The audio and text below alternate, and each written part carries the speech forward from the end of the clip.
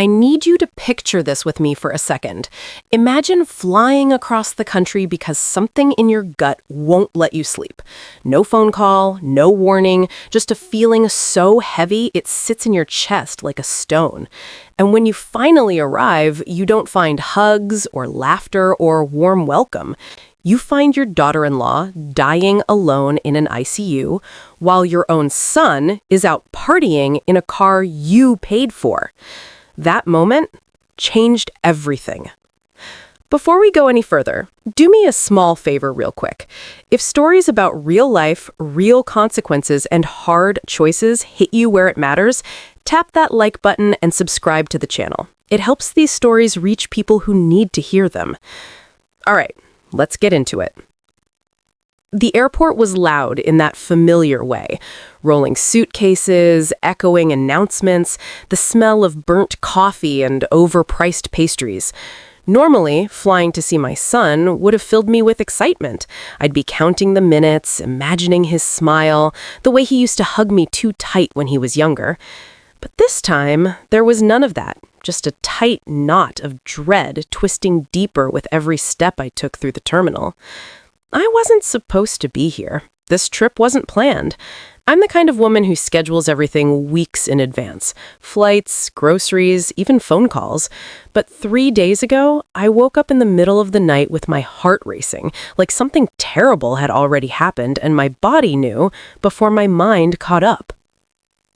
I'd been calling my son, Sterling, nonstop, straight to voicemail. I'd texted my daughter-in-law, Veda, no reply. That wasn't like her. She always answered, even if it was just a quick, busy right now, talk later. Silence like that isn't random. Not when you're a mother. You feel it in your bones. In my tote bag were 2 jars of homemade elderberry preserves and a small teddy bear. The preserves were Sterling's favorite growing up. He used to eat them straight from the jar with a spoon when he thought I wasn't looking. The teddy bear, I didn't even know why I packed it.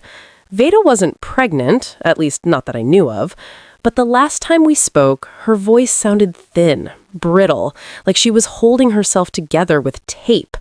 I wanted to bring her something soft, something comforting, something that said, "You're not alone." The air outside the airport hit me like a wall, thick, humid, nothing like the sharp northern breeze I was used to. I checked my phone again. Nothing. No missed calls, no texts. That knot in my chest tightened. The Uber ride to their place took about 40 minutes. I stared out the window, barely registering the city passing by. When we pulled up, the building looked impressive. Old brick, pre-war, tall ceilings, a quiet courtyard tucked inside like a secret. I bought that condo for them 3 years ago, right after the wedding. I wanted to give them a head start, something solid, something safe. I thought if I gave them stability, happiness would naturally follow. I was wrong. The elevator ride up to the 3rd floor felt longer than it should have. When the doors opened, I froze. Their apartment door wasn't closed all the way. Not wide open, but cracked. Just enough to notice. Just enough to make your heart drop. I pushed it open with my shoulder. The smell hit me first. Stale smoke, sour alcohol, something old and neglected. It didn't smell like a home. It didn't smell like Veda's cooking or fresh laundry or anything warm. Sterling had sworn to me he quit smoking, told me it was bad for him, told me it wasn't his vibe anymore. Standing there, breathing that air, I knew he'd lied. Shoes were scattered across the hallway, one upright, one kicked against the wall, leaving a scuff mark on the pale wallpaper. I walked in slowly, like I might wake someone up, even though the place felt empty in a way that screamed neglect. The kitchen was worse. Dirty dishes stacked like a monument to laziness, dried pizza crusts, empty bottles of expensive liquor. And right there on the edge of the table was a small box. Medication. Heart drops, blood pressure pills, prescribed to Veda 6 months ago. The box was unopened. Dust clung to it like proof. She hadn't been taking them. I felt the room spin. "Who are you looking for?" a raspy voice asked me behind me. I jumped and turned around. An elderly woman stood in the doorway, thin, tired eyes, wrapped in a faded housecoat. She looked at me with a mix of pity and concern. "I'm Sterling's mother," I said, trying to keep my voice steady. "Where are they?" She sighed, slow and heavy. "Your boy? I haven't seen him in days.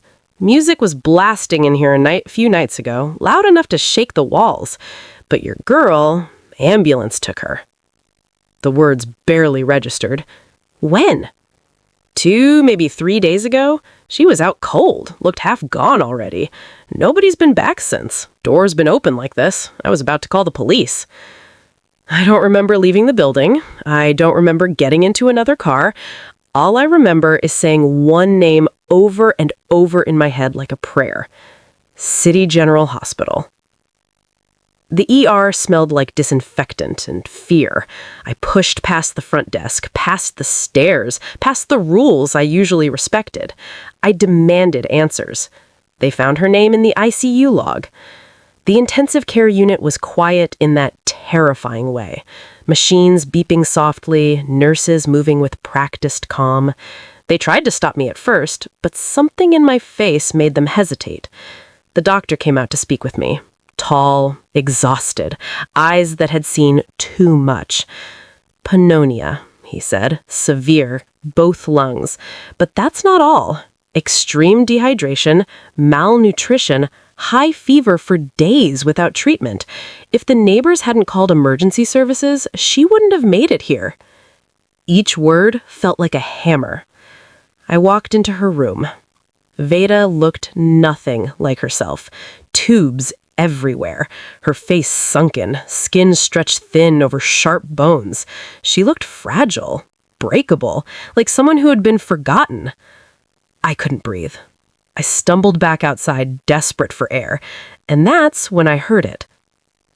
Loud music, tires screeching. A midnight blue SUV flew past the hospital entrance, windows down, base shaking the glass. Sterling was behind the wheel, laughing, head thrown back, 2 young women leaning out the windows, waving like they owned the world. That car was mine. I bought it for him, a month earlier. For the family, he'd said, for the kids someday. He didn't even glance at the hospital. My phone buzzed in my hand. A text from Sterling. "Hey Ma, can't talk. I'm at the hospital with Veda. It's bad. Haven't left her side. Pray for us." Something inside me snapped.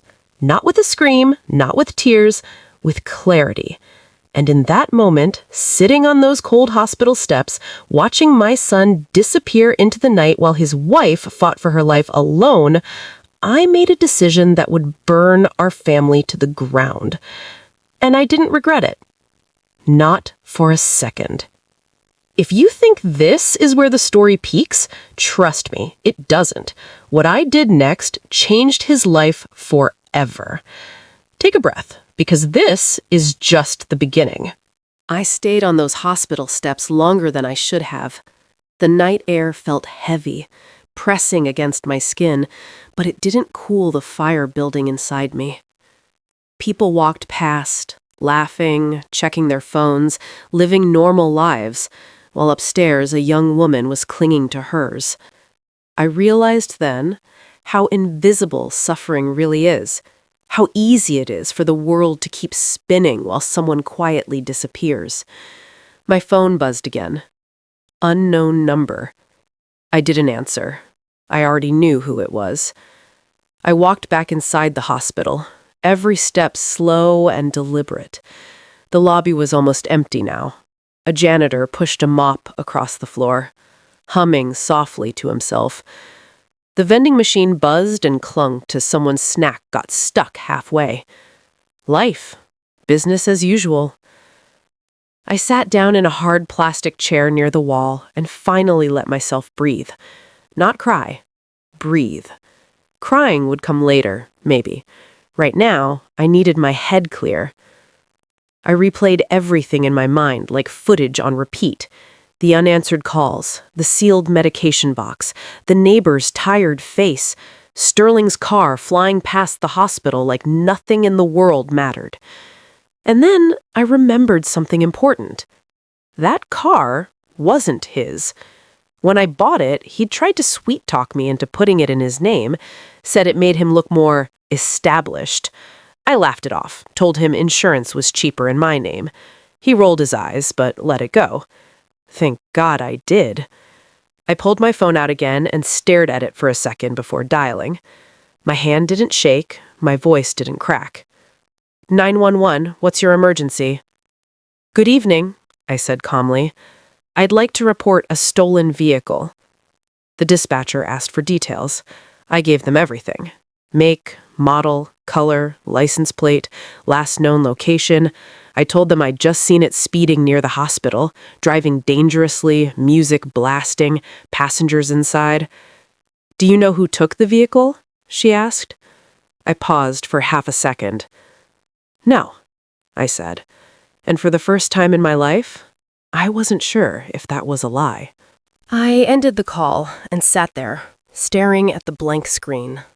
It felt surreal, like I'd stepped outside my body and was watching someone else do these things.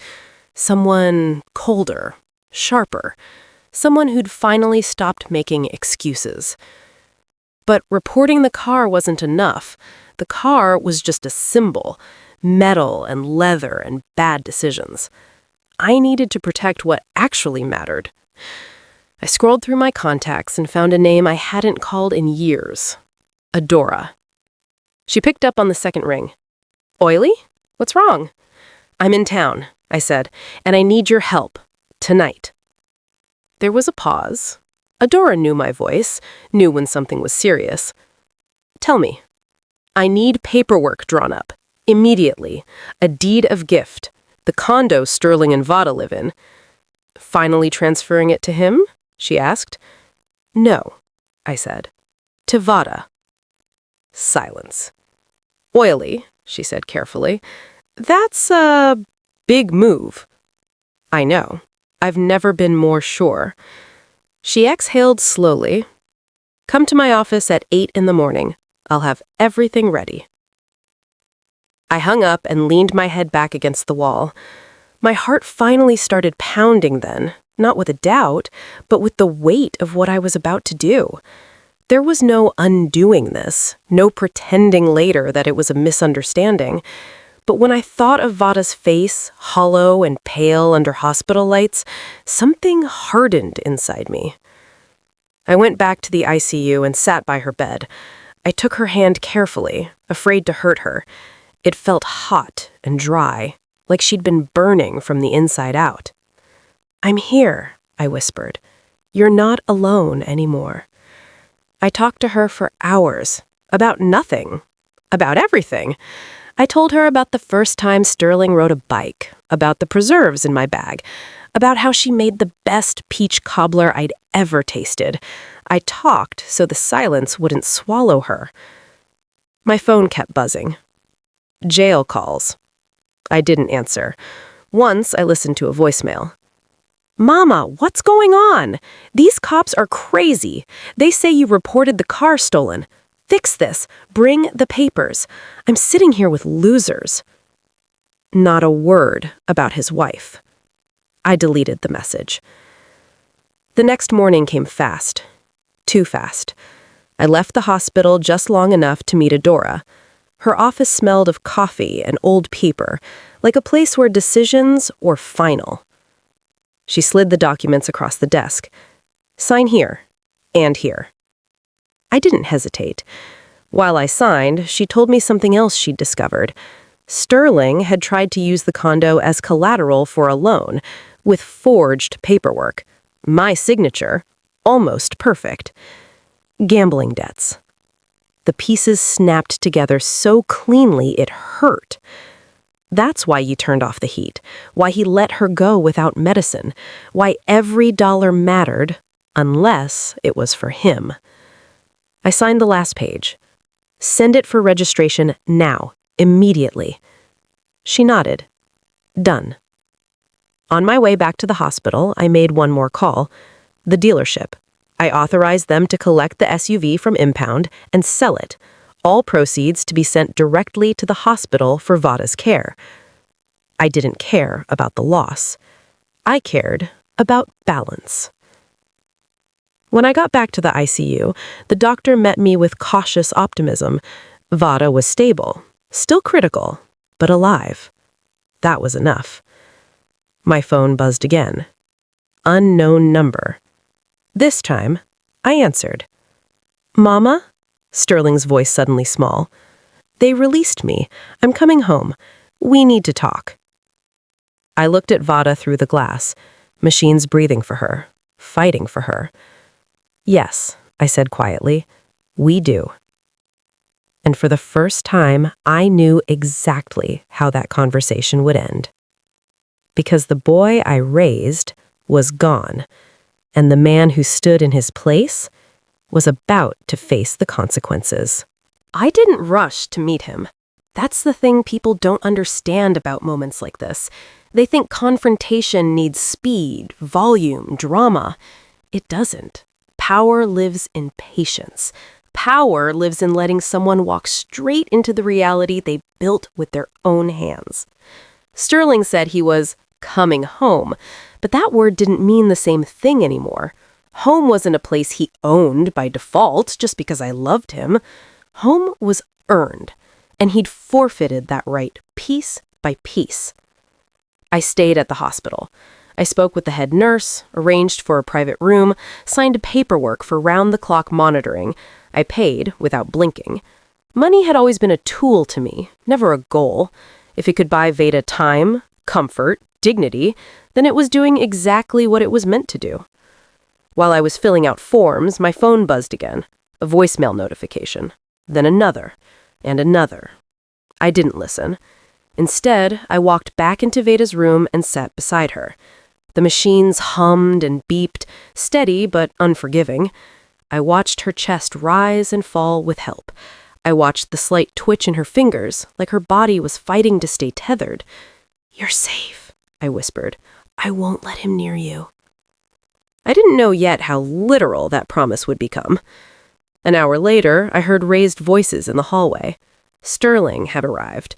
I recognized his voice instantly. Loud, defensive, that tone he used when he wanted to sound confident, but was really just scared and angry underneath. "I'm her husband," he snapped at someone. "You can't keep me out." I stayed seated. I didn't rush to the door. I didn't announce myself. I let him keep talking. The nurse's voice stayed calm, firm. "Sir, visiting hours are restricted. The patient is critical." "I don't care," he said. "Move." That's when I stood. I stepped into the hallway just as he turned the corner. He looked rough, wrinkled shirt, bloodshot eyes. That expensive confidence he wore like cologne had evaporated. He froze when he saw me. "Mama," he said, like he was relieved. "Thank God! Tell them I can go in. They're acting crazy." I looked at him, really looked. He smelled like stale alcohol and sweat. His hands were jittery. His jaw was clenched like he was already halfway to another lie.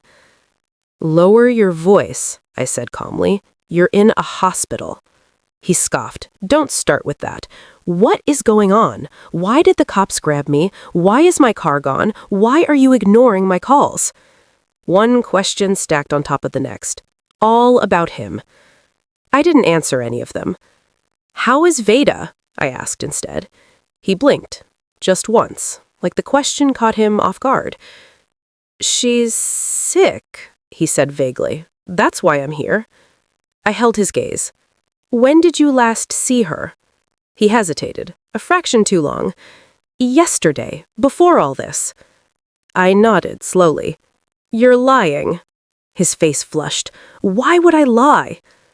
"Because if you told the truth," I said evenly, "you'd have to admit you abandoned your wife while she was dying."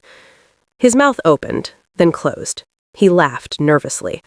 "Mama, you're being dramatic." That was it. That word. Dramatic. Something inside me went still. "You don't get to see her," I said. "What?" He stared at me like I spoke another language. "You don't get to see her," I repeated. "Not today, not until the doctors say it's safe, and even then, it won't be your decision." "I'm her husband," he snapped. "You can't do this." "I already did," I said. Behind him, a large man stepped into view. Broad shoulders, black uniform, private security.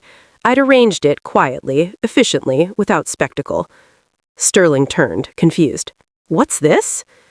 "Hospital security," I said. "They're here to make sure the patient isn't disturbed."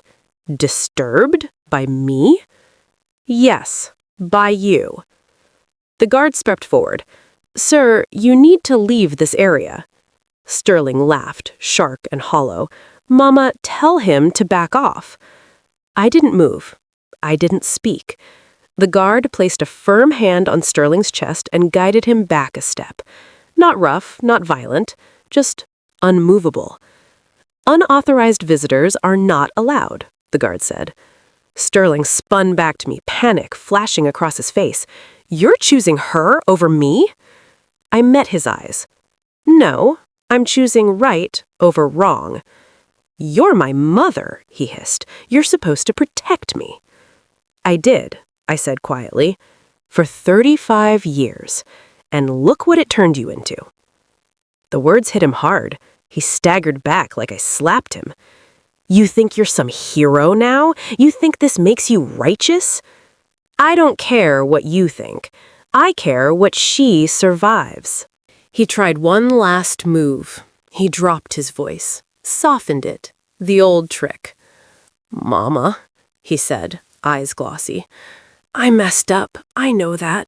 But we're family. We handle things privately. Don't do this to me." I leaned closer so only he could hear me. "You did this to yourself." I straightened and nodded once at the guard. "Remove him."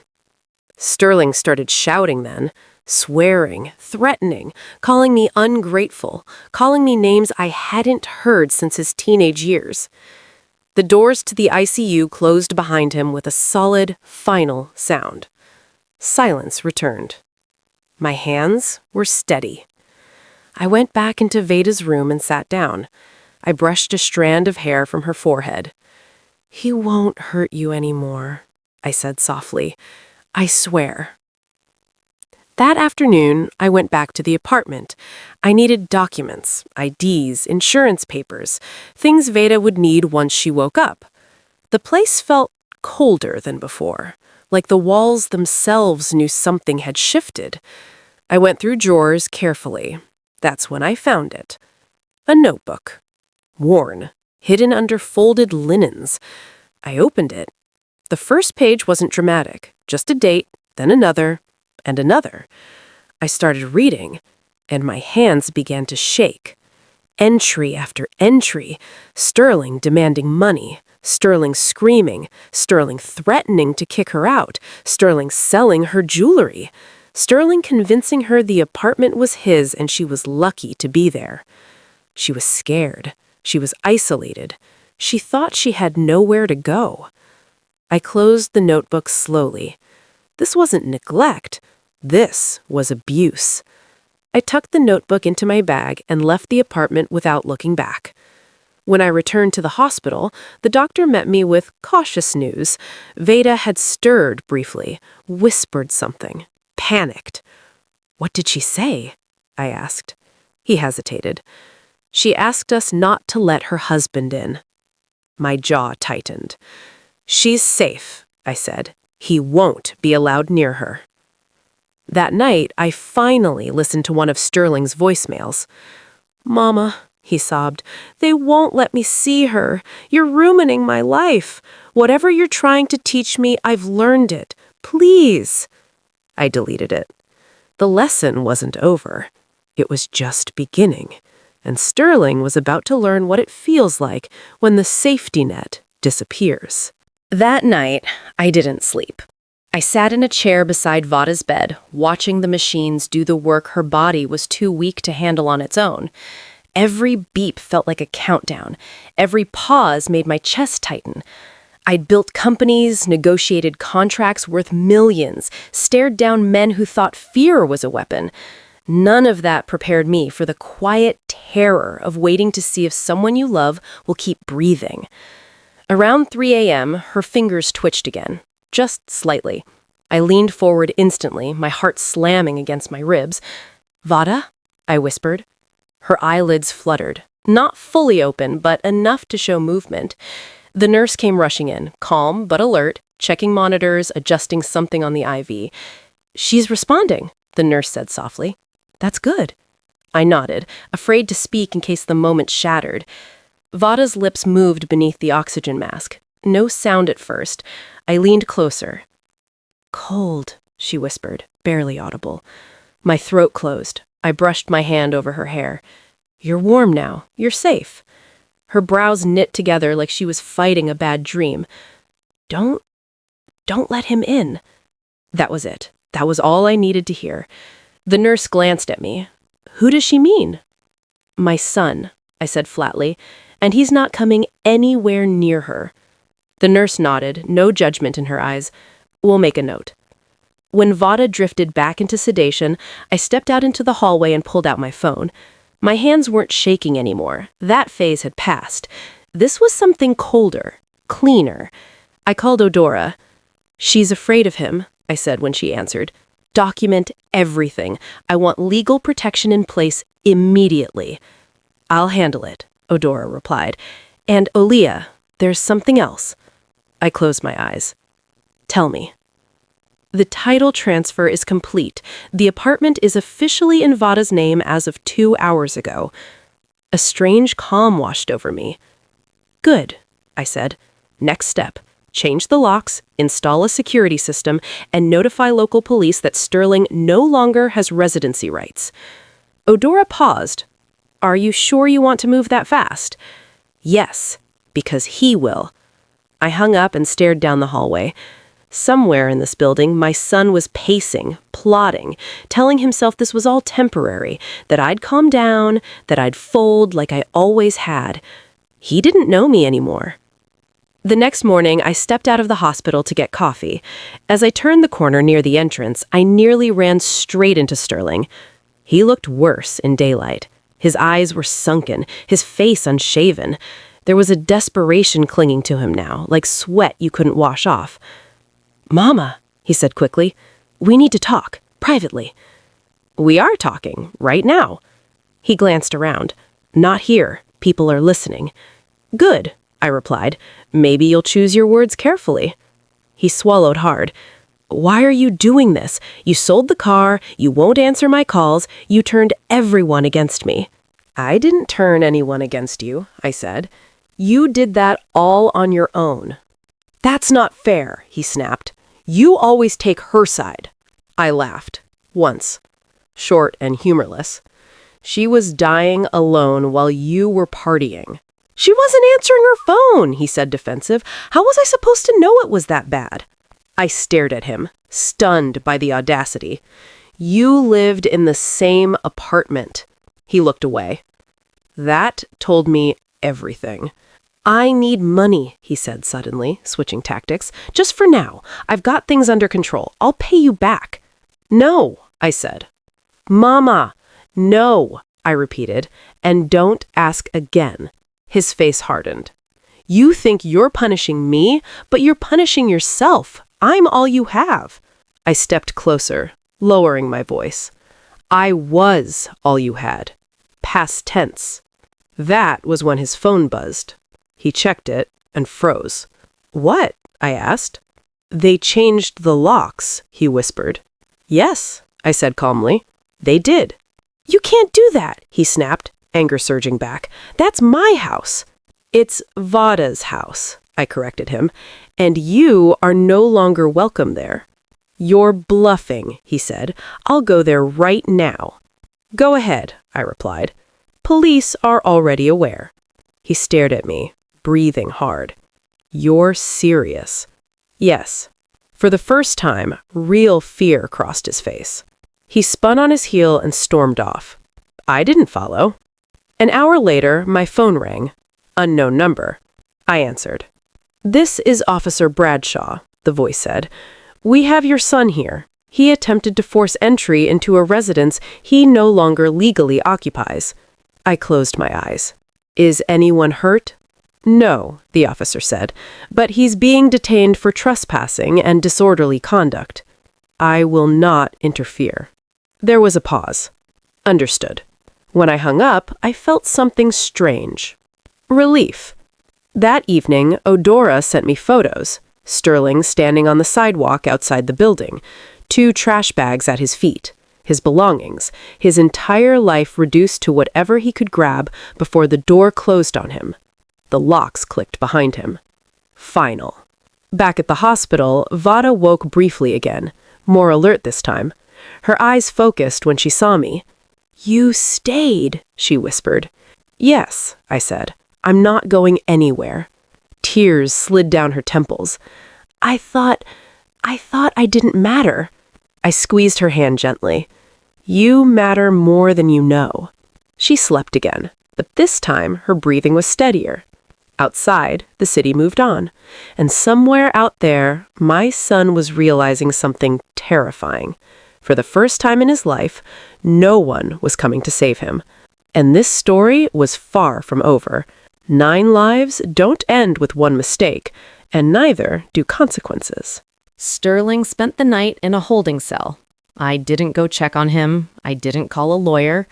I didn't lose a minute of sleep over where he was or how uncomfortable the bench might have been. Instead, I slept in a chair beside Vada's bed, my coat folded under my head, the steady rhythm of the heart monitor rocking me in and out of shallow dreams. For the first time since I landed in this city, I felt like I was exactly where I needed to be. Morning came slow and gray. The doctor updated me before sunrise. Vada's fever had broken. Her oxygen levels were improving. Still critical, but trending in the right direction. "That's a good sign," he said. I nodded, gripping my coffee like a lifeline. "She's stronger than she looks." He gave me a tired smile. "That's usually how survivors are." Survivors. That word stuck with me. Around mid-morning, my phone buzzed again. This time, it wasn't Sterling. It was a woman. Her voice was sharp, irritated, young. "Is this Sterling's mom?" "Yes," I replied evenly. "This is Candy. I was with Sterling when the cops arrested us. I don't know what kind of family scam you're running, but he told me that car was his, that he was some big-time businessman." I let out a slow breath. Here we go. "He lied to you," I said calmly. There was a pause. "So he's broke?" "Yes." "And the car?" "Was." Another pause, longer this time. I could almost hear the disappointment setting in. "He promised me a Miami trip," she muttered. "I'm afraid the only trip he's taking is to the unemployment office," I said. She scoffed. "Unreal. Don't worry, lady, I'm done with him." She hung up. I stared at the phone for a moment, then slipped it back into my pocket. Sterling's little fantasy life was collapsing faster than I'd expected. An hour later, Odora called. "He's out," she said. "Released with charges pending. He's furious." "I'm sure," I replied. "He's been calling everyone he knows, trying to borrow money, claiming you've lost your mind." "Let him talk. Truth doesn't need defending." Odora hesitated. "Ollie, are you ready for what comes next?" "Yes," I said, and I meant it. Because I knew my son, and men like Sterling don't accept consequences quietly. When the anger burns off, they try guilt. When guilt fails, they crawl. Right on schedule, my phone rang again. "Sterling." I answered this time. "Mama," he said, his voice raw and hoarse. "Where are you?" "At the hospital," I replied. "I'm coming there." "No, you're not." "We need to talk, like adults." I almost laughed. "You stopped acting like an adult a long time ago, and you are not welcome near Vada." "She's my wife," he snapped. "You don't get to decide that."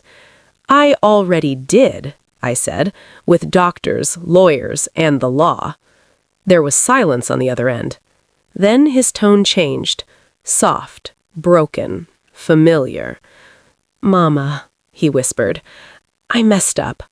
I know that now, but I need help. I owe people money, dangerous people." I closed my eyes. "Then you should have thought about that before you gambled with other people's lives." "They'll hurt me. They'll kill me." "That," I replied coldly, is no longer my problem. You'd really let your own son die? He hissed. I inhaled slowly. You almost let your wife die. He sucked in a sharp breath. I'm coming to see her. She'll talk sense into you. She's sedated, and even if she weren't, she wouldn't save you. I hung up. 5 minutes later, the nurse ran rushing out of Vada's room. She's awake, she said, and agitated. I went in immediately. Vada's eyes were open, glassy, but alert.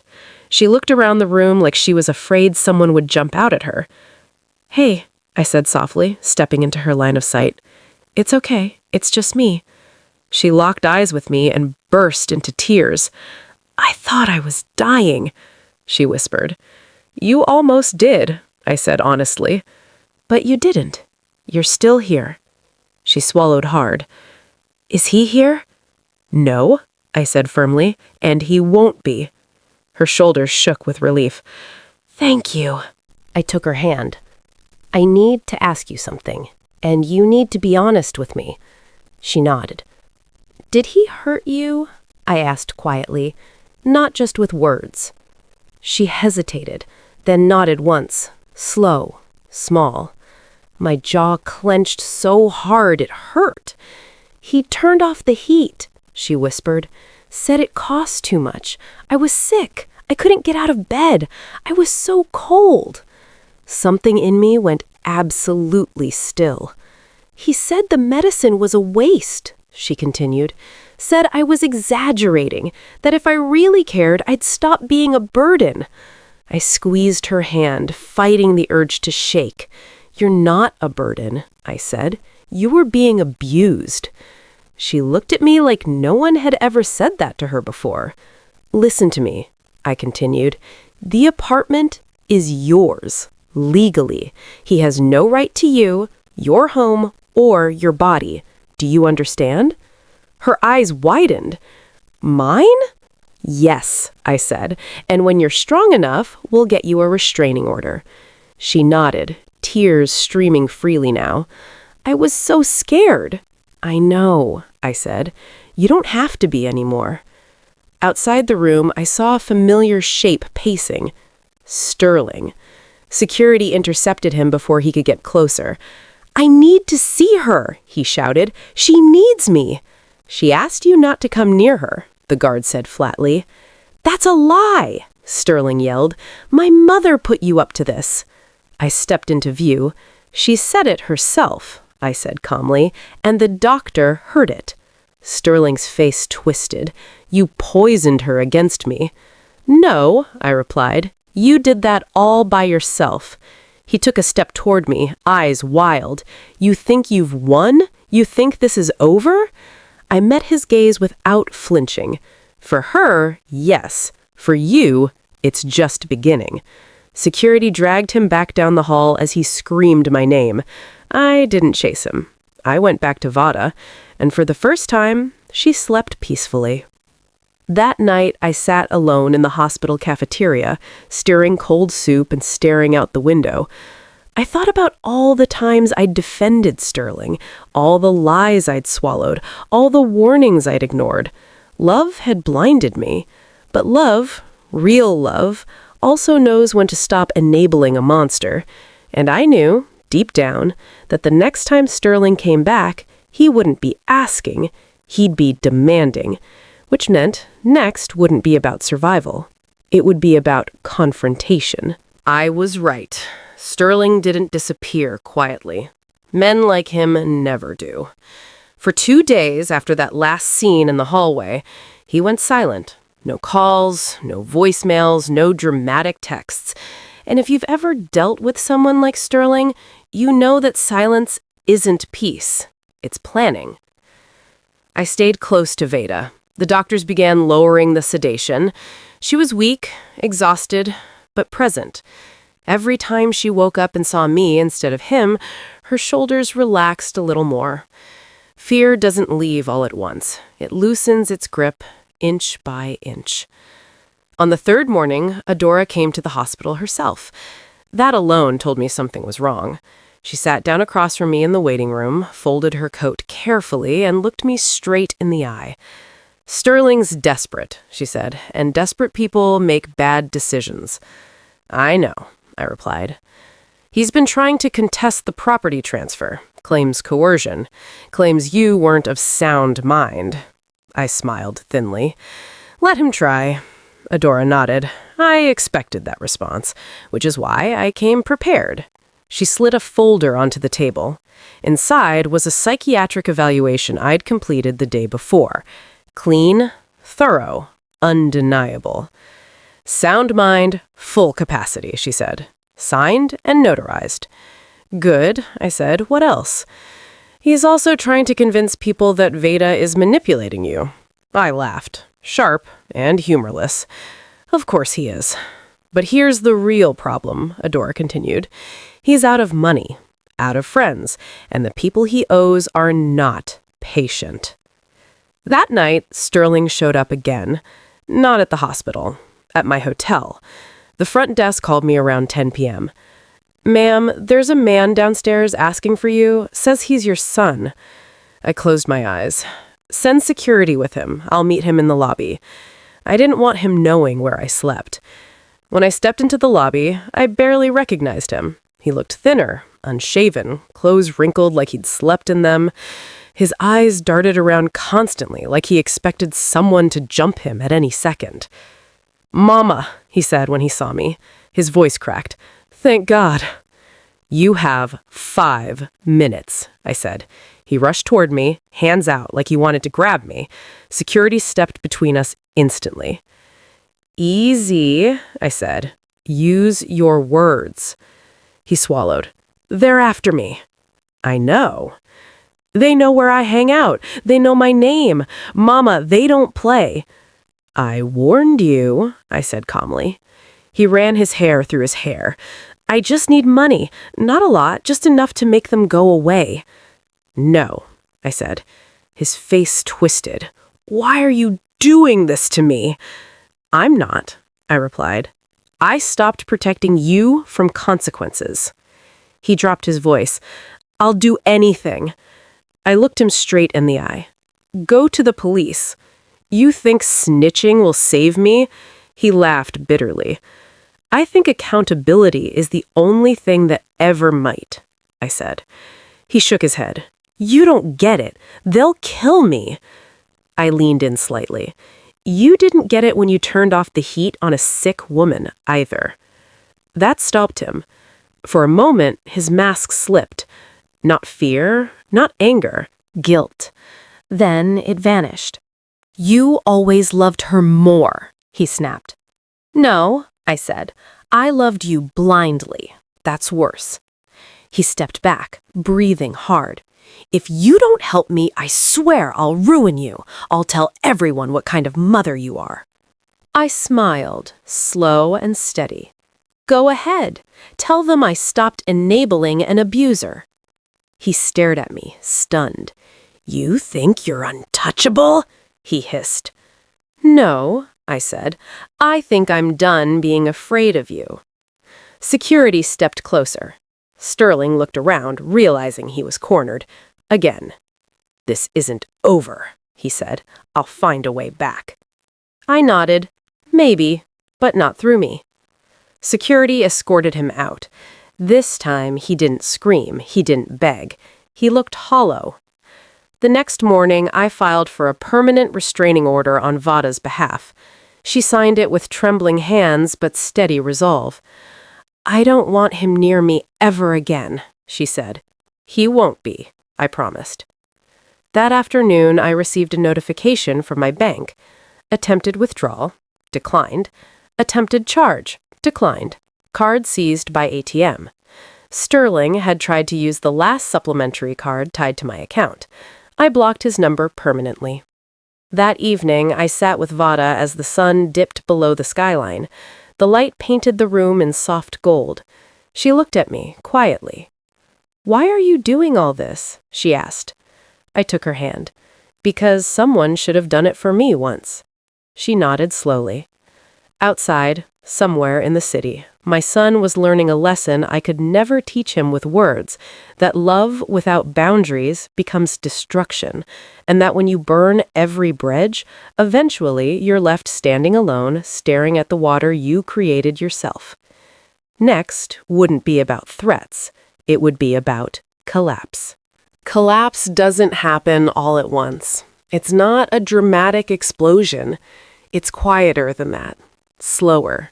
It's the sound of options disappearing, one by one, until the person realizes there's nowhere left to run. That's where Sterling was now. I found out through Odora first. She called me early in the morning, her voice low and measured. "He didn't show up to the court hearing," she said. "For the restraining order?" I asked. "Yes," she replied, which means it was granted automatically. Permanent. No contact. No proximity. I closed my eyes and exhaled. Good. "There's more," she added. "His landlord filed an eviction notice. Apparently, he stopped paying rent months ago." I shook my head slowly. The lies had gone deeper than I thought. "And the debt collectors?" I asked. "They're escalating," she said. "He's dodging them, moving around, sleeping wherever he can." That was the thing about Sterling. He always thought he was smarter than consequences, that he could outrun them, outtalk them, outlast them. Reality doesn't negotiate. That afternoon, Veda took her first steps down the hospital hallway with a walker. She was shaky, pale, but determined. Every step looked like it cost her something. "You don't have to push yourself," I told her gently. She shook her head. "I do. If I stop, I'll start thinking again." I understood that too well. While she rested afterward, I stepped out to make a call. Not to Sterling, to his past. I called one of his former business partners, a man I'd met once at a holiday party years ago, back when Sterling still wore suits that fit and confidence that didn't come from borrowed money. He answered cautiously. "I heard about Sterling," he said before I could even speak. "Then you know why I'm calling," I replied. He sighed. He burned every bridge, lied to investors, took advances he couldn't repay. We cut him off months ago. "Did he threaten you?" I asked. "Yes," he admitted, "when the money dried up." I nodded to myself. "I'm sorry." "You didn't cause this," the man said. "We tried to warn you."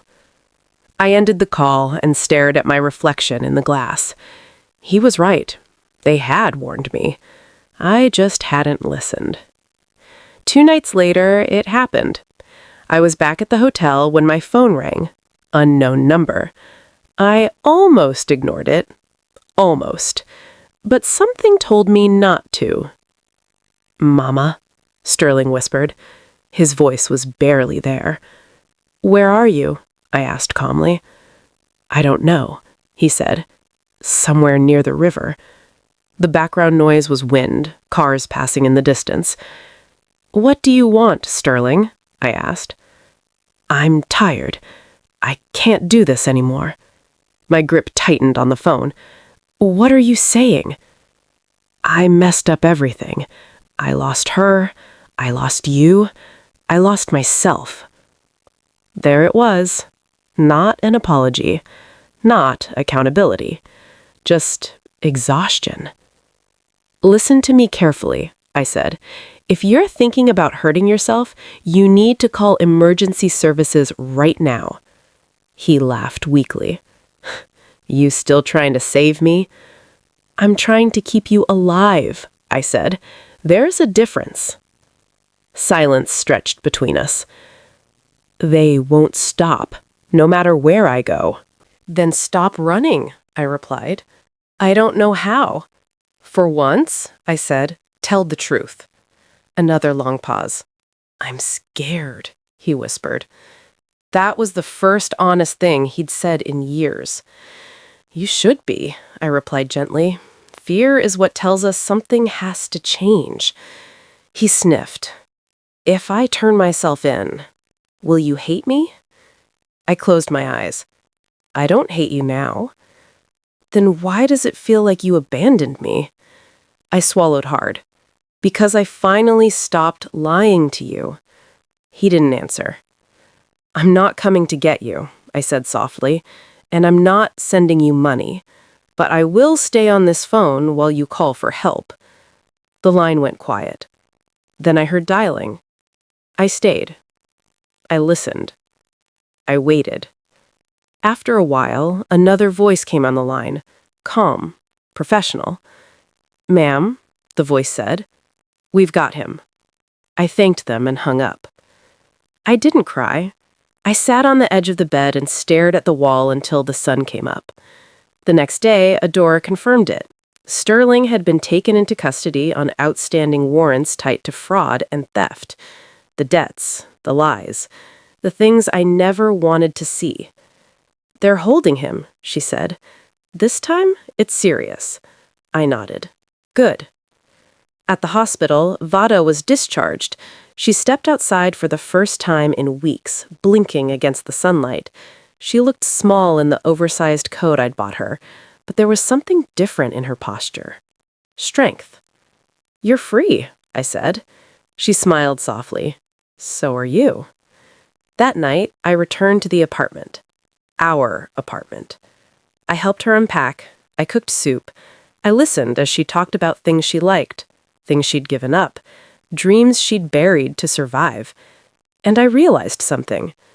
This story was never really about my son. It was about what happens when love forgets to protect itself. What would come next would prove that consequences don't just punish. Sometimes they heal. Healing doesn't arrive with fireworks. It shows up quietly, like breath returning after you didn't realize you were holding it for too long. The apartment felt different with Sterling gone. Not just quieter, lighter, like the walls themselves had stopped listening for footsteps they were afraid of. Veda moved slowly, carefully, but without fear. She flinched less at sudden sounds. She slept through the night for the first time since leaving the hospital. That alone told me everything. We started small. Morning tea by the window, short walks down the block. Fresh air, sunlight, ordinary things that feel extraordinary after survival. I didn't push her to talk about the past. Trauma has its own clock. You don't rush it. You don't demand closure like it's a favor you're owed. One afternoon, while we were folding laundry, she spoke up on her own. He used to tell me no one would believe me, she said quietly. I didn't stop folding. I didn't interrupt. I let her finish. He said you'd always choose him, that I was temporary. I looked at her then. He was wrong. She nodded. I know that now. That was progress. Sterling, meanwhile, was learning what life looks like without shortcuts. Odora kept me updated. Jail intake, public defender, no special treatment, no dramatic rescues, just paperwork, cold benches, and long hours with nothing but your own thoughts. He's asking to see you, Odora said during one call. No, I replied. Not yet. I wasn't being cruel. I was being honest. Healing requires space, and accountability requires silence. Veda asked about him once. Is he okay? She said, unsure of her right to even ask. He's alive, I said, and that's all he's entitled to from us right now. She accepted that. One evening, we sat on the couch watching some mindless show, the kind that doesn't demand anything from you. Halfway through, she leaned her head on my shoulder. Thank you for staying, she said. I rested my hand over hers. You never should have had to ask. That night, after she went to bed, I stood alone in the living room and looked around. This place had been a cage once. Now it was a home again, and for the first time in a long time, I felt something close to peace. But peace doesn't mean the story is over. It just means the storm has passed. Next would be about reckoning. Not just for Sterling, for me. Reckoning doesn't always come with anger. sometimes it comes with questions you can't avoid anymore. With the quiet moments when no one is asking you to explain yourself, and you're left facing the choices you made and the ones you didn't. Life settled into a rhythm, not the old one, not the frantic, careful pace we'd lived under before, but something steadier, real. Vada started therapy twice a week. I drove her there, waited in the car, never rushed her when she came out with red eyes and a tired smile. "She listens," Vada said once. "She doesn't tell me what to feel." "That's how healing works," I replied. Sterling's name came up less and less, not because we were pretending he didn't exist, but because he no longer controlled the air in the room. His shadow was shrinking.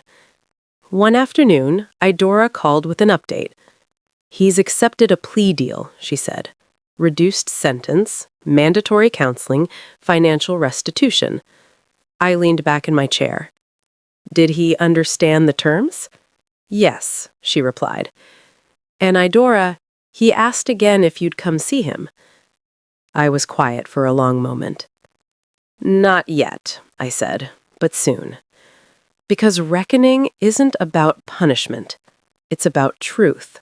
And I knew, eventually, there would have to be a conversation that didn't end with slammed doors or raised voices.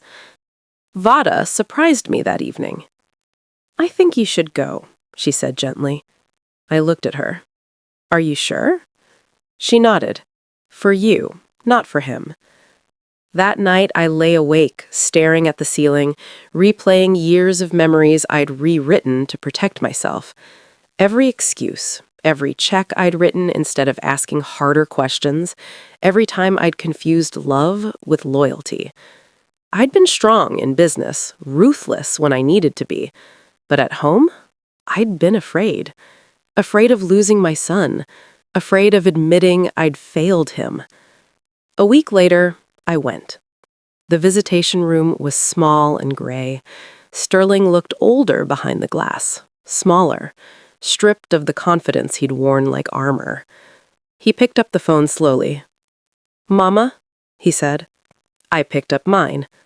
"Sterling." "I don't expect forgiveness," he said quickly. I needed you to know I see it now." I held his gaze. "Seeing isn't enough. Understanding comes next." He swallowed. "I hurt her." "Yes," I said. "And I used you." "Yes." Silence filled the space between us. "I don't know how to fix it," he whispered. "You don't. You live with it. You change. That's the work." He nodded, tears slipping down his face. "Will you wait for me?" I didn't answer right away. "I'll wait for who you become, not who you were." That was the truth. When I left, my legs felt weak, but my chest felt lighter. Back at the apartment, Vada was making tea. She looked up when I came in. "How was it?" I asked. "Hard and necessary." She smiled softly. "That's usually how truth feels." I sat beside her and we watched the city lights flicker on outside the window. We weren't pretending everything was okay. We were building something honest instead, and that mattered more than a perfect ending. Next would be the last chapter. Not about guilt, but about choosing what comes next. The last chapter isn't always loud. It's quiet, reflective.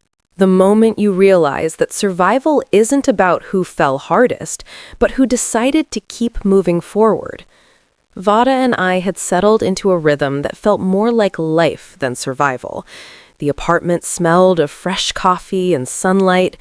Her laughter returned in small doses, soft, careful, but real. We walked together in the mornings, held hands while grocery shopping, and cooked meals side by side, letting the ordinary moments stitch the edges of our past back together. I still thought about Sterling, not with anger, not with hate, but with clarity. He had faced his reckoning, jail, consequences, the truth staring him in the face. I couldn't fix him. I couldn't undo what he did, but I could choose what he allowed me to carry, and I chose peace. One evening, we sat by the window watching the city glow below us. Vada sipped her tea and smiled. "Do you ever think about what comes next?" she asked. "All the time," I said, "but it's not about them anymore. It's about us, about who we decide to be, what we decide to keep, and what we decide to let go of." She nodded. "I'm ready." I looked at her and felt the weight of those words. Ready. Ready to live again without fear, without waiting for someone else to dictate her life. And in that moment, I realized that this story, our story, wasn't about vengeance, guilt, or fear. It was about strength, resilience, love that protects rather than enables. And yes, my son would remain a part of our past, but the present was ours. And the future? That was for us to write. So here we are, survivors, not by luck, but by choice, by courage, by refusing to be silent, by refusing to give power to those who don't deserve it. If you've watched this far, I need you to do one thing. Hit that like button if you feel the power of taking control of your story. Subscribe to join us for more real-life stories where courage meets consequences. And turn on notifications because some stories are too important to miss. Because sometimes the hardest battles are the ones fought quietly, with no audience. And sometimes the greatest victories are the ones that don't make the headlines. They make your life whole again. We survived, and now we thrive.